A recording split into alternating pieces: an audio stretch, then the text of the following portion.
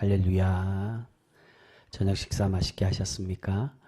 우리 아직 날씨가 많이 낮에는 풀리긴 했는데 아침 저녁으로 추위가 계속되고 있습니다. 그래서 감기로 고생하시는 분들이 아직 많으신데 항상 건강 잘 챙기시고 그리고 서로를 위해 기도하며 격려하여서 하나님의 은혜를 나누는 은혜로만 살아가는 우리 귀한 거룩한 성도 모두가 되실 수 있기를 주님의 이름으로 축복합니다. 여러분, 오늘 우리가 함께 읽은 이 사사기 9장 말씀에서는 이제 기드온의 아들 아비멜렉의 이야기를 우리에게 소개를 하고 있습니다. 지난 시간에는 우리가 8장 전반부만 우리가 살펴보고 후반부는 나누지 않았습니다. 오늘 이 후반부를 넘어가는 게 아니라 사실 오늘 말씀 이 9장의 말씀, 이 아비멜렉의 이야기는 이전에 나오는 8장 후반부와 이어지고 있습니다. 그렇기 때문에 오늘은 이 9장과 8장 후반부와 함께 관련해서 우리가 그렇게 말씀을 나누도록 하겠습니다. 하나님께서는 이스라엘에게 은혜를 베푸셔서 기드온을 통해 미디안을 물리치고 이스라엘 백성들을 구원해 주셨습니다. 그런데 이런 위대한 승리를 얻은 이스라엘이 이제 지금에 와서 어떠한 행동을 하고 있습니까? 자신들을 구원하고 이끌어준 기드온을 왕으로 세우려고 하고 있습니다. 우리 그 말씀 앞에 8장 22절과 23절 말씀입니다. 우리 화면으로는 없고요. 바로 앞장이니까 같이 찾겠습니다. 8장 22절과 23절 말씀 같이 읽습니다. 시작.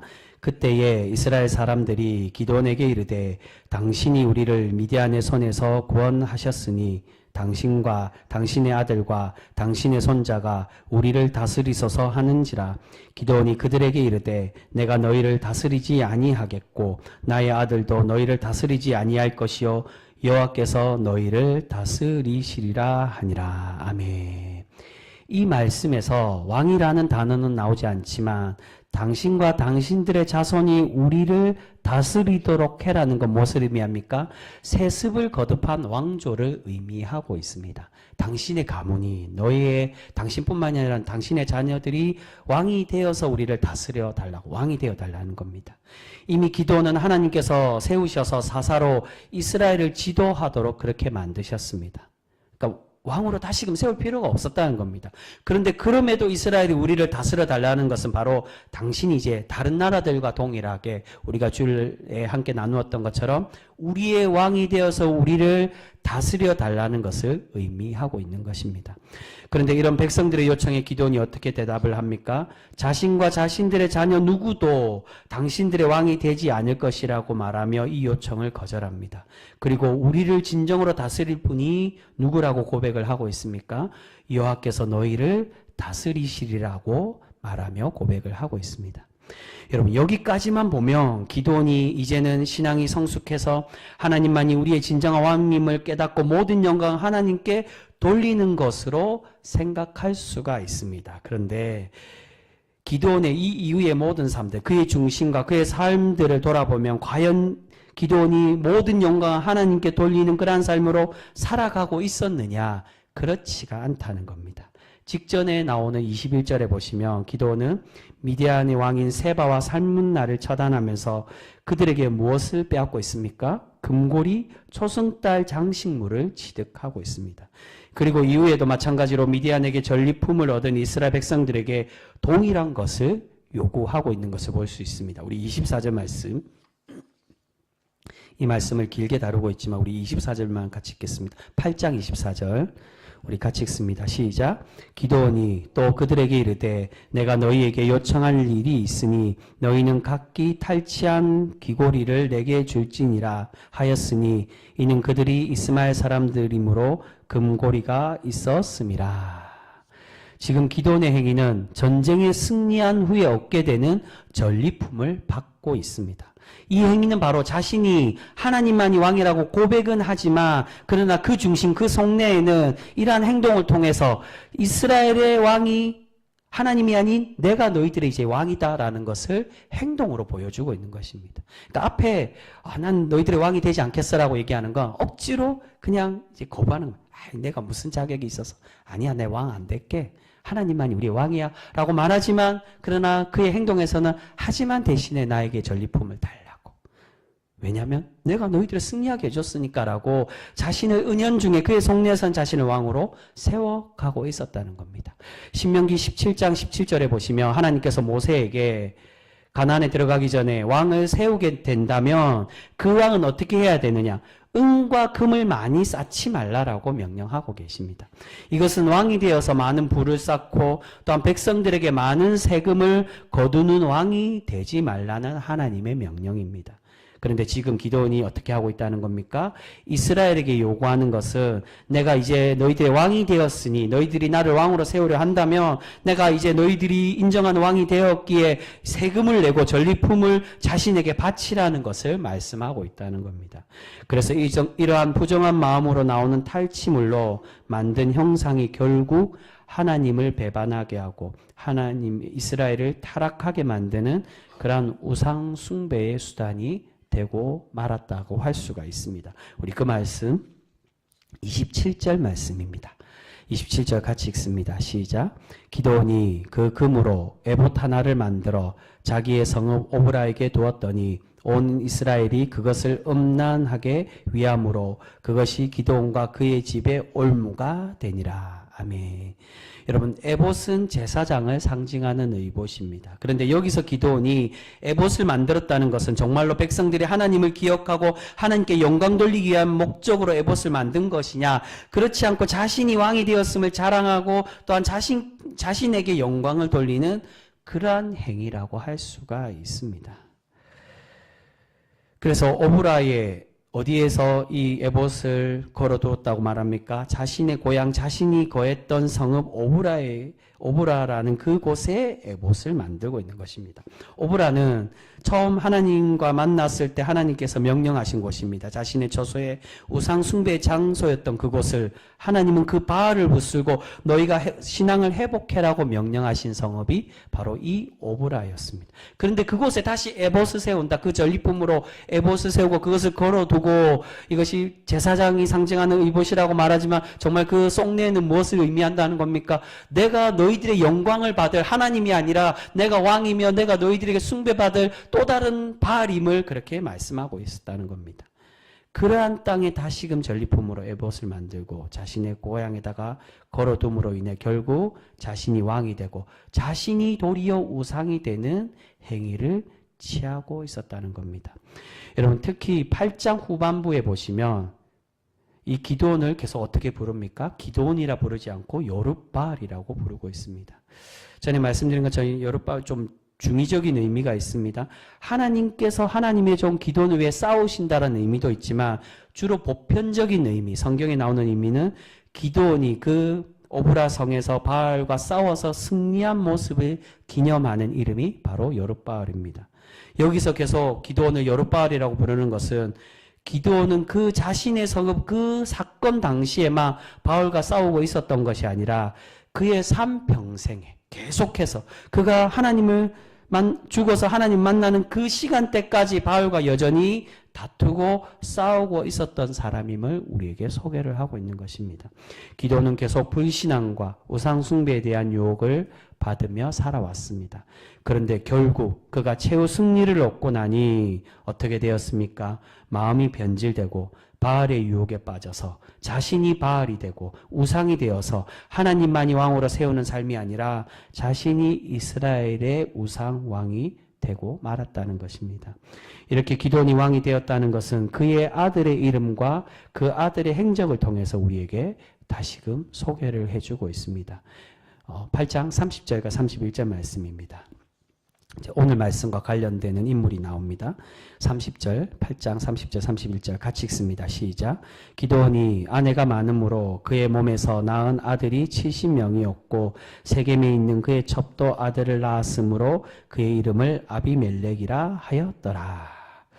여러분, 기드온에게는 이미 70명의 아들이 있었습니다. 그런데 그가 세겜에 또 다른 아내를 두어서 그 아들을 낳았는데 그 아들의 이름이 무엇이라는 겁니까? 아비멜렉이라고 소개합니다. 누구의 아들의 이름은, 막내 아들의 이름은 잠깐 요담 나오지만 다른 아들의 이름은 전혀 나오지 않는데 이 아비멜렉만 소개합니다. 여러분, 아비멜렉의 이름의 뜻은 나의 아버지는 왕이시다라는 뜻입니다. 이미 기드온은 자신을 왕으로 생각하고 있었고 그 자랑을 자신의 아들의 이름을 통해서 보여주고 있었다는 겁니다. 이 아들을 세워 그 아비멜렉으로부터 나는 왕이라고, 이제 이 아들들 중에 다음 왕이 나올 것이라고 그렇게 자랑하며 자기를 소개하고 있었다는 것입니다. 분명 23절에서만 보면 기드온의 고백을 보면 기드온이 하나님을 진정으로 믿고 하나님을 의지하는 사람처럼 보여질 수도 있습니다. 하지만 기드온은 백성들이 자신을 지켜 세우고 자신이 대단한 업적을 남기게 되니까, 전쟁에 승리하게 되니까 자신이 왕이 되어도 괜찮은 사람이라고 착각하고 그의 마음이 변질되고 말았습니다. 여러분, 마태복음 16장에 보시면, 우리가 이전에 마태복음 말씀을 주일 오후 예배 때 계속 나누고 있습니다. 우리 살펴본 말씀이지만 예수님께서 베드로에게 너는 나를 누구라고 생각하느냐라고 질문을 하십니다. 유명한 말씀이죠. 그때 베드로가 예수님께 어떻게 고백합니까? 그 유명한 고백, 주는 그리스도시요 살아계신 하나님의 아들이십니다라고 그렇게 고백하며 예수님께 칭찬받고 있습니다. 근데 그 직후에 어떤 사건이 나옵니까? 예수님의 첫 번째 순환 예고를 베드로가 만류함으로 베드로의 이 행동이 사탄이라고, 너는 나를 넘어지게 하는 자라고 베드로를 책망하십니다. 그리고 그 이후에도 예수님께서 변화산에서 변모되었을 때 모세와 엘리야와 예수님을 위해 초막을 짓겠다라고 말하는데 베드로가 이렇게 고백한 이것 또한 예수님의 그 영광스러운 모습을 영광 돌리며 예수님을 높이 세우기 위함이 아니라 자신의 욕심을 드러내는 그러한 고백이었다는 겁니다. 내가 예수님을 영광되게 높여주고 초막을 지어서 예수님을 모실 터이니 예수님은 앞에서 말씀하신 고난을 받거나 십자가라고 가지 마시고 항상 높임받고 영광된 모습으로 나에게 있어달라고, 그런 나의 주님이 되셔서 나의 스승이 되셔서 나 또한 그런 영광받는 제자가 될 수 있도록 함께하여 달라고 자신의 욕심을 보여주고 있었다는 겁니다. 베드로는 변화산의 초막에 대한 고백을 통해 자신의 욕심을 여전히 드러내고 있습니다. 이러한 모습과 같이 기드온의 욕심의 결과가 바로 그의 아들 아비멜렉을 통해서 나타나고 있습니다. 이제 9장에 가서 아비멜렉은 자신의 배다른 형제들 70명 중에 69명을 모두 죽이고 자신이 세겜의 왕이 되고 있습니다.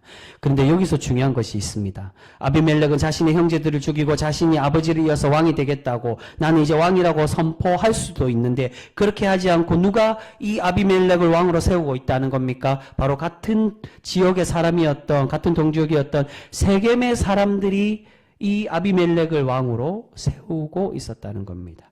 우리 그 말씀 오늘 보겠습니다. 9장 6절 말씀입니다. 오늘 본문 말씀입니다. 9장 6절 말씀 같이 읽습니다. 시작. 세겜의 모든 사람과 밀로의 모든 족속이 모여서 세겜에 있는 상수리 나무 기둥 곁에서 아비멜렉을 왕으로 삼으니라.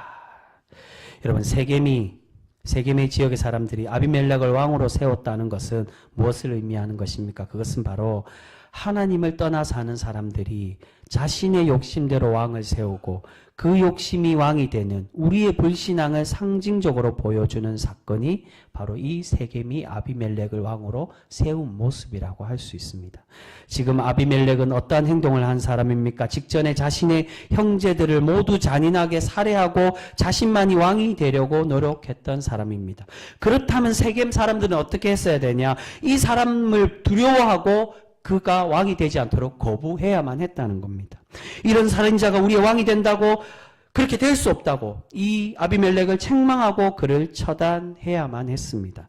그런데 세겜 사람들은 그렇지를 않았다는 겁니다. 이 아비멜렉의 잘못된 모습, 옳지 않음을 보지 않고 그저 자신들에게 이득이 되고, 왜 이 아비멜렉이 자신에게 이득이 된다는 것? 같은 지역 사람이기 때문에, 동족이기 때문에. 이 세겜은 이방 사람들과 섞여 있는 지역입니다.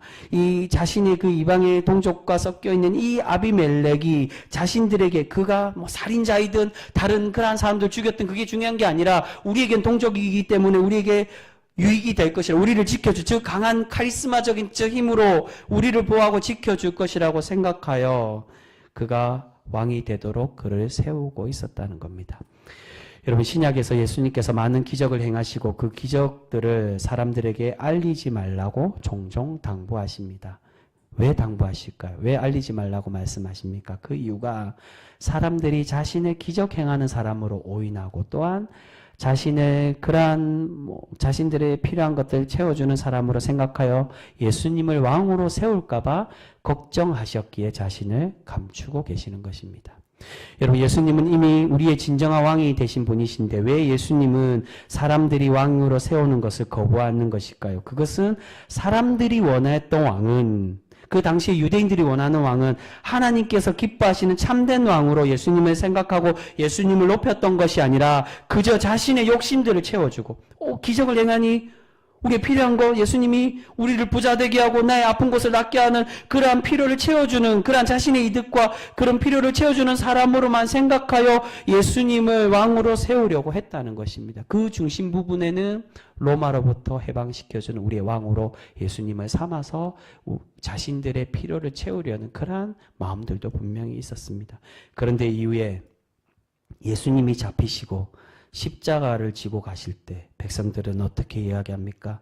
자신들에게는 가이사 외에는 왕이 없다라고 하나님을 외치고 하나님을 고백하며 그 로마의 황제, 로마의 왕을 왕으로 섬기고 하나님으로 섬기는 것이 아닌 하나님을 고백해야 될 그 유대인들이 예수님을 죽이겠다라는 목적으로만 생각하여 가이사를 고백하며 예수님을 죽이라고 예수님을 등지고 예수님을 버리고 있는 것을 볼 수 있습니다. 자신들의 필요할 때는 자신들의 욕심을 채우기 위해 예수님을 왕으로 세우려고 하고 예수님을 찾다가 그 욕망을 채울 수 없게 되니 예수님이 진정한 구원자이든 참된 왕이든 그것이 중요한 것이 아니라 오직 욕심으로만 자신의 주인으로 삼고 왕으로 세워가고 있었습니다. 여러분, 지금 세겜의 사람들이 바로 그러한 동일한 행동을 하고 있습니다. 이런 욕심과 제약된 아비멜렉과 세겜 사람들은 하나님께서 기드온의 마지막 아들 요담을 통해서 책망을 하고 계십니다. 이어서 나오는 7절에서 15절까지 말씀을 보면 이 말씀을 요담의 우화라고 그렇게 이야기를 합니다. 요담이 우화를 통해 이 악한 아비멜렉과 세겜을 책망하고 있습니다. 어떤 내용이 나옵니까? 나무들이 감람나무와 무화과 나무와 또한 포도나무에게 찾아가서 자신들의 왕이 되어달라고 그렇게 요청합니다. 그런데 이 세 나무가 어떻게 대답합니까? 공통된 대답입니다. 이들은 하나님께서 자신들에게 맡긴 사명을 버릴 수 없기에 우리는 왕이 될 수 없다라고 그 요청을 거절합니다. 즉 어떠한 내용입니까? 그 중심에는 무엇이 있습니까? 우리의 진정한 왕은 하나님이시기에 우리에게 맡긴 사명을 우리가 감당할 뿐이지 우리의 왕은 하나님이심을 고백을 하고 있었다는 겁니다. 그런데 마지막에 나오는 나무, 가시나무는 어떻게 대답합니까? 자신이 왕이 되어서 너희를 지켜줄 것이라고 자신을 왕으로 세우는 것을 볼 수 있습니다. 우리 그 말씀 14절과 15절 말씀입니다. 14절에서 15절 말씀 우리 같이 읽겠습니다. 9장 14절 15절 같이 읽습니다. 시작.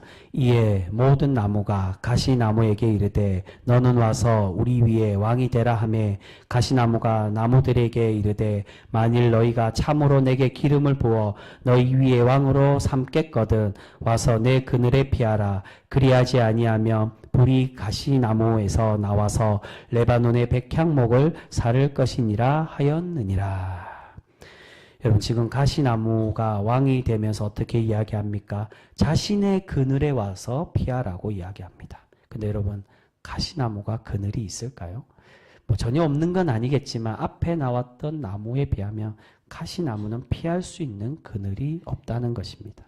지금 가시나무의 그 그늘은 결코 하나님의 왕이 될 수 없는 욕심이 우리를 거짓된 구원과 거짓된 모습으로 유혹하고 우리를 패망의 길로 인도하고 있음을 말씀하고 있는 것입니다.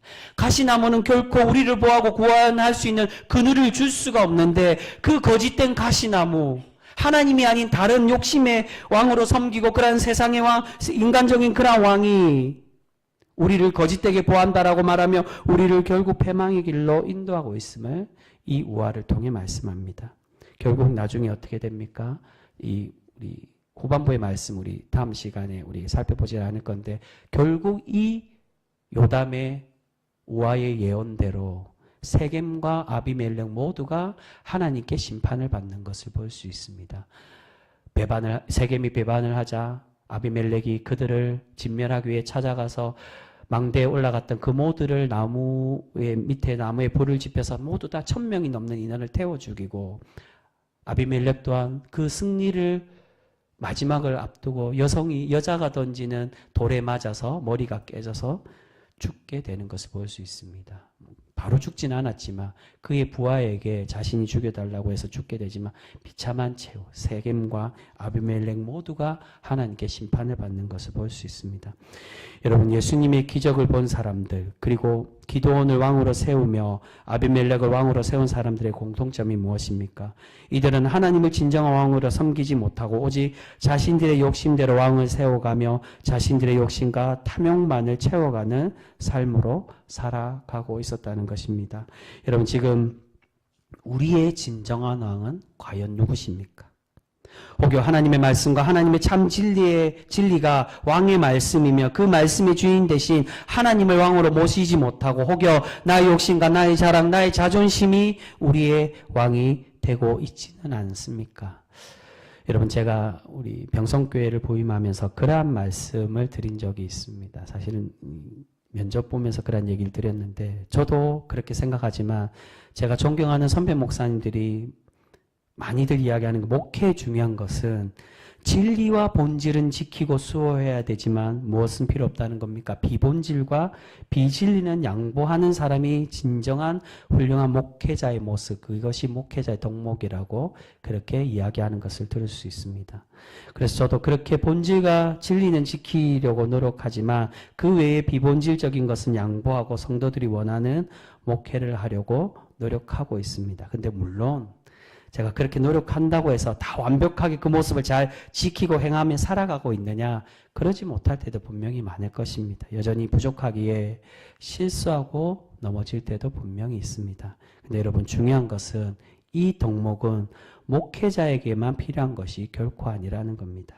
여러분, 많은 신앙인들 중에 자신이 말하면 항상 옳은 것이고 자신의 뜻대로 해야 참된 것이라고 주장하는 사람들이 종종 있는 것을 보게 됩니다. 다른 사람들과 화합하고 양보하는 것보다 자신이 생각하는 것은 항상 옳다는 것입니다. 여러분, 결국 이러한 생각이 바로 어떠한 생각들입니까? 자신의 의로움과 자신의 욕심이 주인되고 자신의 고집이 자신의 삶의 왕이 되는 모습이라고 할 수 있습니다. 여러분, 우리 주님은 화해의 하나님이시며 하나 되게 하시고 연합하게 하시는 하나님이라고 사도 바울은 우리에게 말씀합니다. 그런 연합과 화합은 필요 없고 내 뜻대로 하는 것이 하나님의 뜻이고 이것만이 옳은 것이라고 그들은 주장을 합니다. 여러분, 욕심을 버리고 우리는 그러한 욕심들을 다 내려놓아야만 합니다. 오직 우리 하나님만이 우리의 삶의 주인이심을 믿고 하나님의 말씀이 왕의 명령임을 깨달아서 그 말씀 뜻대로 살아가고 그렇게 실천하며 살아가는 우리 귀한 거룩한 성도 모두가 되실 수 있기를 소망합니다. 여러분, 우리 주님은 욕심을 버리고 우리를 구원하시기 위해 죽기까지 우리를 사랑하셔서 자신을 내려놓고 양보하신 진정한 왕으로 우리에게 오셨습니다. 그런데 때로는 우리는 자신의 생각과 고집을 양보하지 못하고 주님은 그렇게 사시고 몸소 보이셨는데 주님의 모습과는 다르게